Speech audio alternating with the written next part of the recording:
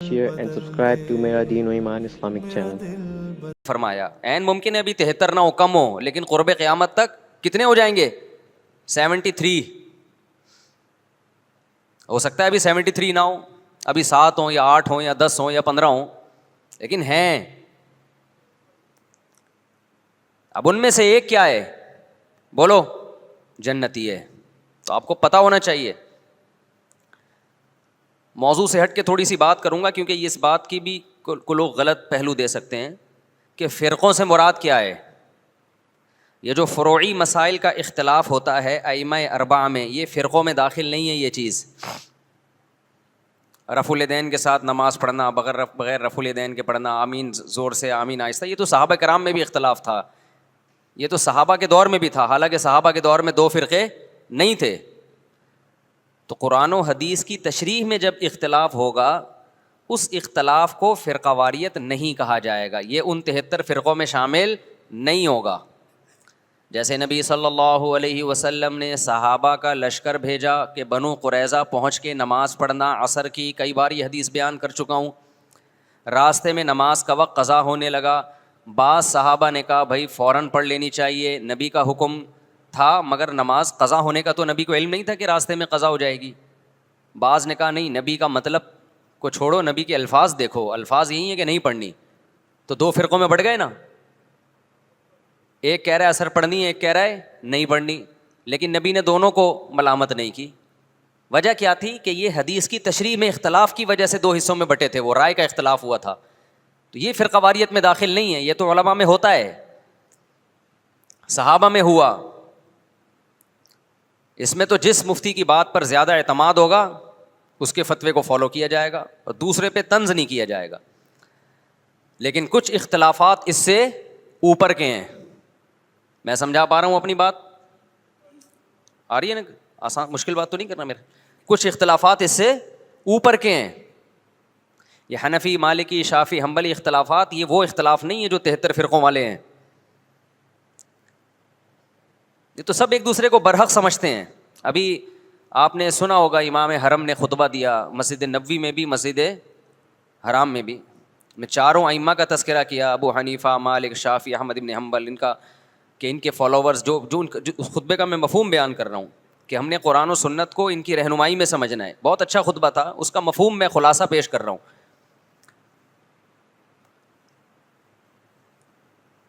تو یہ اختلاف تو فروعی اختلاف ہے, لیکن کچھ اختلافات کیا ہوتے ہیں؟ اوپر کے ہوتے ہیں. بیسک بنیادی عقیدوں کا اختلاف, ختم نبوت کا اختلاف. چھوٹا اختلاف ہے, بڑا اختلاف ہے؟ بڑا اختلاف ہے. قادیانی بھی اپنے آپ کو مسلمان کہتا ہے, اور ہم قادیانی کو مسلمان نہیں مانتے. اب کوئی آپ سے پوچھے قادیانی ہو یا نہیں ہو, آپ بولے میں فرقوں کو نہیں مانتا, او بھائی تو جان چھڑا رہا ہے اپنی. آپ کو مینشن کرنا پڑے گا کہ آپ ختم نبوت کے قائل ہو یا نہیں ہو. اگر قائل ہو تو اس کا مطلب آپ قادیانی نہیں ہو. کچھ لوگوں نے تقدیر کا انکار کیا, اسلام میں ایسے فرقے بھی پیدا ہوئے. اب تقدیر کا جو انکار کیا انہوں نے, یہ چھوٹا اختلاف تھا یا بڑا اختلاف تھا؟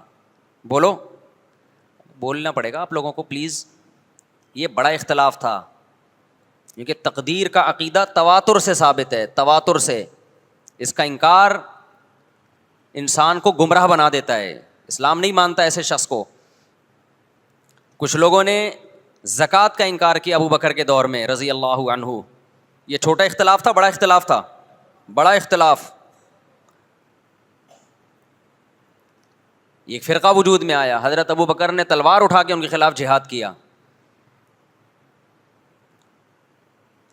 جبریہ ایک فرقہ تھا, انہوں نے کہا کہ ہم مجبور ہیں, ہم جو عمل کرتے ہیں اپنے اختیار سے نہیں کرتے, گن پوائنٹ پہ اللہ ہم سے کرواتا ہے, چاہے نیکی ہو چاہے برائی ہو, ہمارے ارادے کا کوئی دخل نہیں ہے. جبکہ اسلام کیا کہتا ہے؟ فمن شاء فلیؤمن ومن شاء فلیکفر. تم اپنے اختیار سے نیکی بھی کرتے ہو, اپنے اختیار سے گناہ بھی کرتے ہو. ہاں یہ پہلے سے لکھا ہوا ہے, اللہ کے علم ہے کہ کون کیا کرے گا, تو اسی کے حساب سے کرے گا وہ, لیکن کرے گا اپنے اختیار سے. تو یہ بھی ایک فرقہ وجود میں آیا. ایک فرقہ وجود میں آیا جس نے کہا کہ ہم قیامت کے دن بھی ان آنکھوں سے اللہ کا دیدار نہیں کر سکتے.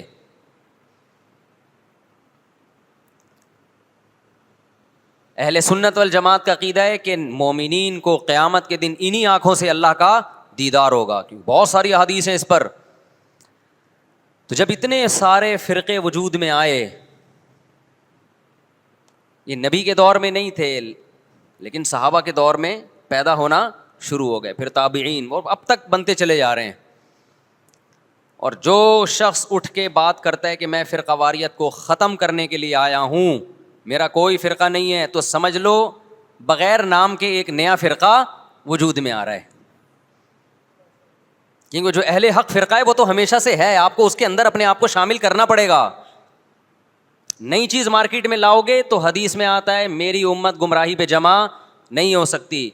آپ جب نیا فرقہ لانچ کر رہے ہیں اور تمام فرقوں کو غلط قرار دے رہے ہیں تو آپ بزبان حال یہ کہہ رہے ہیں کہ پوری امت گمراہی پہ جمع ہو گئی تھی, جبکہ نبی نے فرمایا ایک ہمیشہ کیا رہے گا, ہر دور میں ایک فرقہ برحق رہے گا, وہ جنتی وہ ہمیشہ رہے گا, وہ کبھی ختم نہیں ہوگا.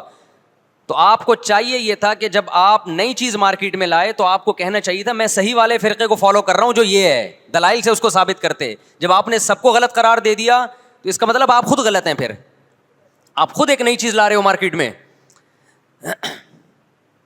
اب یہاں سے آپ لوگ کی سمجھ میں آنا ختم. یہ بات سمجھا کے بھائی تھک گئے ہیں ہم یار, اب مان لو.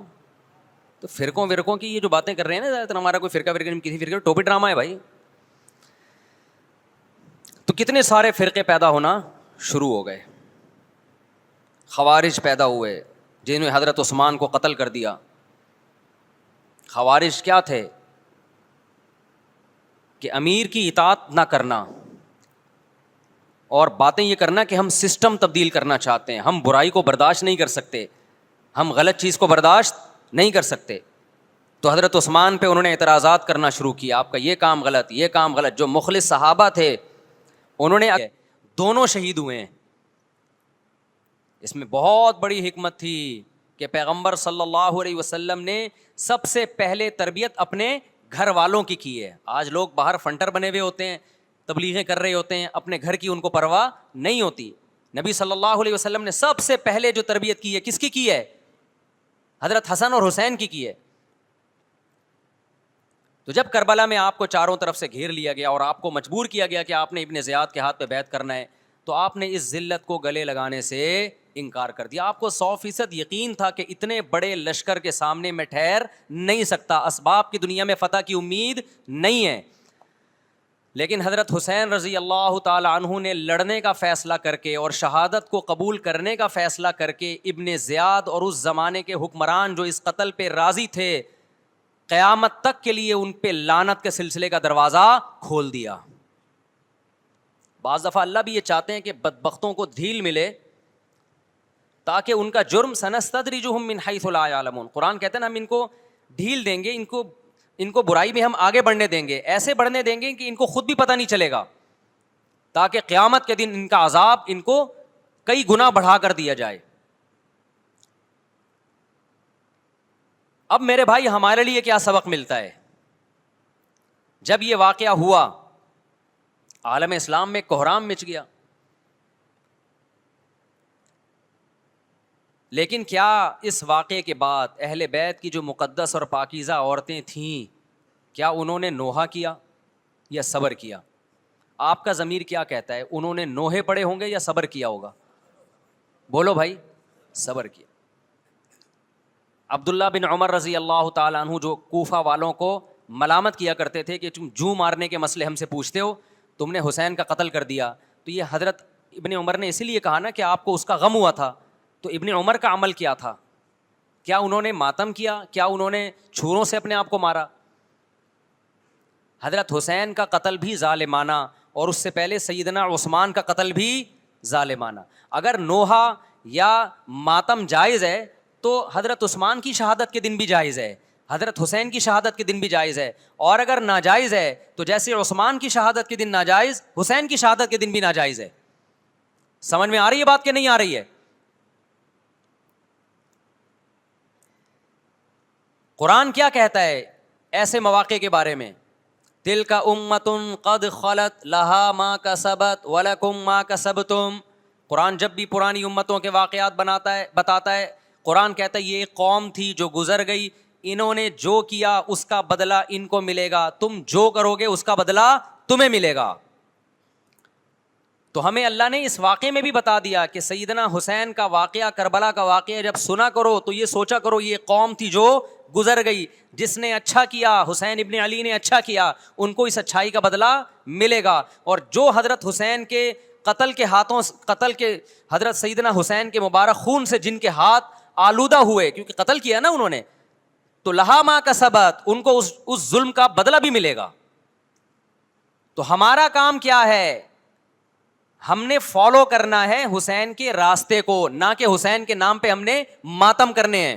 حسین کا راستہ کیا ہے جس کو ہم نے فالو کرنا ہے؟ اب میں چند چیزیں آپ کو بتاتا ہوں. سب سے پہلا سبق جو ہمیں کربلا میں ملتا ہے کہ عزت اور دین, ایک طرف دنیا ہے. دیکھو اگر حضرت حسین رضی اللہ تعالیٰ عنہ ابن زیاد کے ہاتھ پہ جا کے بیعت ہو جاتے, آپ کیا سمجھتے ہو بے تحاشا مال و دولت حضرت حسین پہ خرچ نہیں کرتا کیا وہ؟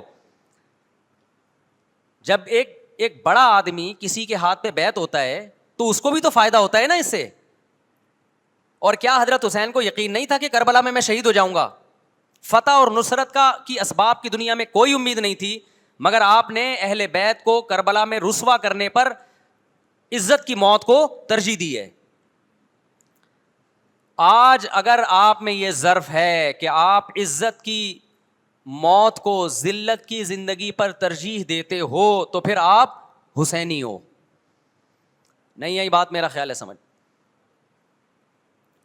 سیدنا حسین کی سخاوت کے واقعات ہیں.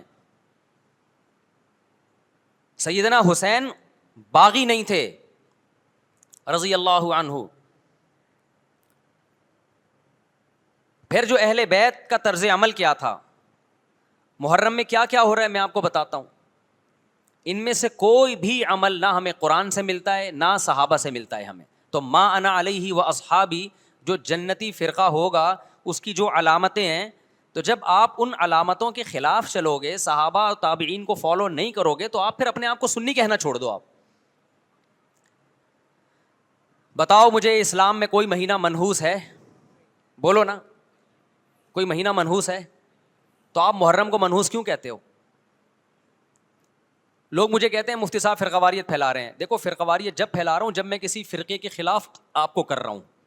میرے بیان شیعہ لوگ بھی سنتے ہیں, ملتے بھی ہیں. بہت دفعہ ایئرپورٹ پہ ملاقات ہوئی, بڑی عزت سے ملے, میں شیعہ ہوں لیکن آپ سے محبت کرتا ہوں.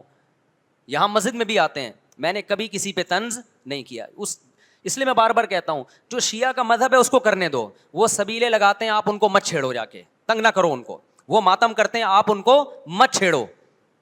وہ نوحے کرتے ہیں, وہ نوحے پڑھتے ہیں, آپ ان کو مت چھیڑو. لیکن آپ اپنی پوزیشن واضح کرو کہ آپ شیعہ ہو یا آپ سنی ہو. آپ تو ایک طرف ہو جاؤ نا. محرم میں اگر آپ مرثیے لگا کے گھوم رہے ہو گاڑیوں میں, اٹ مینز آپ سنی نہیں ہو. آپ نبی صلی اللہ علیہ وسلم کی حدیث ہے ہمارے پاس, ہم اہل سنت والجماعت ہیں, ہم سنت کو فالو کرتے ہیں. تو سنت کیا کہتی ہے؟ میتوں پہ گریبان چاک کرنا, میتوں پہ چیخ و پکار کر کے رونا. آپ نے فرمایا لیس منا, وہ ہم میں سے نہیں ہے. اور اس عمل پہ آپ صلی اللہ علیہ وسلم نے لعنت فرمائی ہے. لوگ کہتے ہیں حسین کی یاد میں رونا نبی کی سنت ہے. نبی صلی اللہ علیہ وسلم کو جب جبریل نے بتایا کہ حسین شہید ہوں گے, آپ روئے, اس لیے کہ اس وقت آپ کو یہ خبر ملی تھی. لیکن کیا ہر محرم میں آپ نے رونے کا پروگرام کیا ہے یا صحابہ کو بیٹھ کے باقاعدہ رلایا ہے آپ نے؟ کیا ہو گیا بھائی؟ آپ کو بھی جب کربلا کا واقعہ کی خبر ملی آپ کی آنکھوں میں آنسو آ جائے, یہ نیچرل ہے, یہ حسین سے محبت کی علامت. لیکن ہر محرم میں باقاعدہ بٹھا کے رونے کا پروگرام کرنا یہ حسین سے محبت کی علامت نہیں ہے, بلکہ شریعت میں ناجائز ہے یہ غموں کو بڑھانا. یہ کہاں سے جائز ہو گیا؟ حضرت عثمان بھی تو شہید ہوئے تھے, نبی صلی اللہ علیہ وسلم کے داماد تھے, ان کی یاد میں آپ رونے کو سنت کیوں نہیں کہتے؟ ہماری نظر میں حسین کا قتل بھی بہت بڑا ظلم اور سیدنا عثمان کا قتل بھی بہت بڑا ظلم تھا. دونوں مظلوم تھے, دونوں مظلوم شہید تھے, ہمیں دونوں کی شہادت پہ غم ہے, لیکن ہم اس غم کو مناتے نہیں ہے. اسلام میں غم منانا سنت نہیں ہے. دیکھو جعفر طیار رضی اللہ عنہ نبی کے چچا زاد بھائی, اہل بیت, جب آپ صلی اللہ علیہ وسلم نے ان کو لڑائی کے لیے میدان جنگ میں بھیجا, رومیوں سے لڑائی تھی, حضرت جعفر طیار کی 4 بیویاں تھیں. جب نبی صلی اللہ علیہ وسلم مسجد نبی میں بیٹھے, آپ کو فرشتوں نے اطلاع دی کہ جعفر طیار شہید ہو گئے. آپ صلی اللہ علیہ وسلم کی آنکھوں سے آنسو. یہ آنسو اس وقت نکلے جب عین شہادت کی اطلاع ملی ہے. اس وقت آنسوؤں کا نکلنا محبت کی علامت ہے. آپ نے صحابی رسول کو بھیجا کہ جاؤ آپ کی زوجات کو, بیویوں کو جا کے خبر دو کہ جعفر طیار شہید ہو گئے. کیا قربانی تھی صحابہ کی, آپ دیکھو ایسے جوان تھے جعفر طیار, خوبصورت جوان. غزوہ بدر میں جب مشرکین مکہ نے یہ نعرہ لگایا کہ حل میں مبارز, 3 سردار آئے, انہوں نے کہا پہلے تمہارے اندر سے 3 بہادر آئیں ہم سے لڑیں. دیکھو عربوں میں یہ ہوتا تھا کہ جب جنگ کے لیے 2 فوجیں آمنے سامنے کھڑی ہوتی تھیں تو پہلے دونوں طرف کے بہادر ترین لوگوں کی لڑائیاں ہوتی تھیں کہ جب تک دونوں میں سے ایک قتل نہیں ہوگا لڑائی شروع نہیں ہوگی. تو آپ کو پتا ہے کہ اس میں بہادر ترین لوگ نکلیں گے نا, جو لڑنا جانتے ہوں. مشرکین مکہ کی طرف سے 3 یا 4 بڑے بڑے سردار آئے لڑائی سے پہلے, بدر میں لڑائی سے پہلے. انہوں نے نعرہ لگایا حل میں مبارز, کوئی ہے تم میں جو پہلے ہم سے لڑے. یعنی ادھر سے ہم 3 ہیں تو ادھر سے بھی کتنے چاہیے, 3 بندے. ادھر سے انصار صحابہ آئے. مشرکین مکہ نے کہا لیسو بی اکفائنا, یہ ہمارے جوڑ کے نہیں ہیں, قریشی ہاشمی چاہیے ہمیں, ہمارے نسب کے لوگ ہونے چاہیے. تو ادھر سے نبی صلی اللہ علیہ وسلم نے حضرت علی کو بھیجا اور حضرت جعفر طیار کو بھیجا. جن صحابہ کو بھیجا ان میں حضرت جعفر طیار بھی تھے. حضرت جعفر طیار رضی اللہ تعالیٰ عنہ اور سیدنا علی مقابلے میں غالب آ گئے. خوبصورت صحابی. نجاشی کے سامنے آپ نے تقریر کی ہے, ہجرت کی ہے نا جب حبشہ کی طرف, تو نجاشی نے پوچھا جعفر طیار سے کہ تمہارے پیغمبر جو کلام لے کر آئے ہیں وہ سناؤ. حضرت جعفر طیار رضی اللہ تعالیٰ عنہ نے سورہ مریم پڑھنا شروع کر دی. کاف ہا یا عین صاد, ذکر رحمت ربک عبدہ زکریا اذ نادى ربه نداء خفيا قال رب اني وهن العظم مني واشتعل الراس شيبا ولم اكن بدعائك رب شقيا واني خفت الموالي من ورائي وكانت امراتي عاقرا فهب لي من لدنك وليا. ایسی حضرت مریم اور عیسیٰ ابن مریم کی سیرت کو سورہ مریم میں بیان کیا حضرت جعفر طیار نے کہ نجاشی روتے روتے, اس کی داڑھی تر, اور جتنے پادری بیٹھے تھے سب کی داڑیاں تر ہو گئی روتے روتے. تو یہ تقریر جو نجاشی کے اسلام کا سبب بنے, بادشاہ کو مسلمان کرنے والے کون تھے, حضرت جعفر طیار.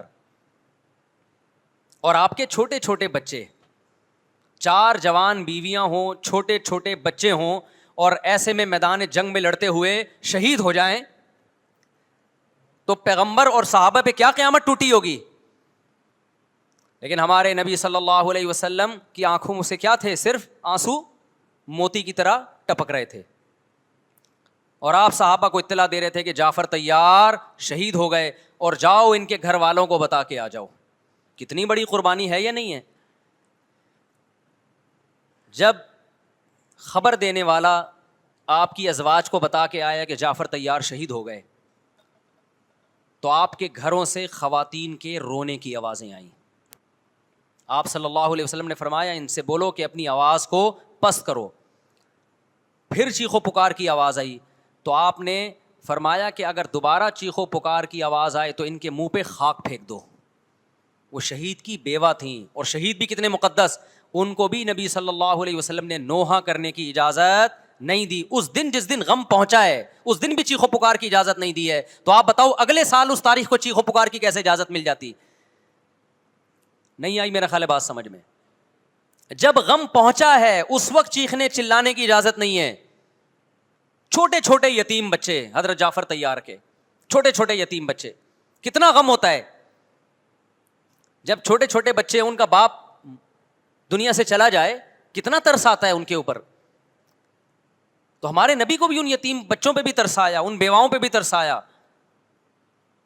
لیکن نہ نبی صلی اللہ علیہ وسلم چیخو پکار کر کے خود روئے, اور نہ آپ نے ان کی ازواج کو رونے کی اجازت دی ہے. سمجھ میں نہیں آ رہی میرا خیال ہے بات. میرا مقصد شیعوں پہ طنز کرنا نہیں ہے, ان کا جو مذہب ہے ان کو اس پہ چلنے دو. میرا مقصد ہے آپ اپنی پوزیشن واضح کرو کہ آپ ادھر ہو یا ادھر ہو. کسی کو تنگ مت کرو, نہ کسی پہ فتوے لگاؤ کفر اسلام کے, نہ کسی کو جہنمی قرار دو. اپنی پوزیشن آپ فیصلہ کرو کہ آپ اگر ادھر جانا ہے تو پورے ادھر چلے جاؤ. پھر یہ آدھا تیتر آدھا بٹیر والا معاملہ مت کرو. وہ ان کا مذہب ہے بھائی, ان کے علماء ان کو بتاتے ہیں کہ محرم میں کالے کپڑے پہننے ہیں, محرم میں ماتم کرنا ہے, محرم میں کو منحوس سمجھنا ہے, اس میں شادی بیاہ نہیں کرنا. ان کے علماء ان کو بتاتے ہیں, ان کو چلنے دو اس پر. دنیا میں بہت سے فرقے ہیں, بہت سے مذہب ہیں, ہم کسی کو نہ ختم کر سکتے ہیں نہ کسی کے خلاف نفرت پیدا کر سکتے ہیں. اس سے کوئی چیز حاصل نہیں ہوگی. کسی سے نفرت کرنے کی ضرورت نہیں, کسی پہ فتوے لگانے کی ضرورت نہیں, لیکن آپ کو اپنی پوزیشن واضح کرنی پڑے گی کہ میں کہاں کھڑا ہوا ہوں.